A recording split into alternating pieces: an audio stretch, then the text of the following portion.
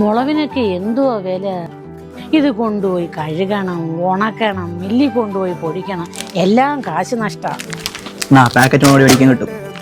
ഇത് വേണ്ട, ഇത് ഫുൾ കെമിക്കലാ. അണ്ട കടച്ചാണ് എല്ലാം എടുത്തിട്ടുണ്ട്. എന്നാലും എനിക്കൊരു ഐസ്ക്രീം മേടിച്ചു തരില്ല. ഇതൊക്കെ മേടിച്ചാലേ വന്നിരിക്കുമ്പോ നല്ല തിന്നാൻ കിട്ടത്തുള്ളു. എന്തുവാടാ ഒളിച്ചു വെച്ച് കൊണ്ടുപോന്നെ?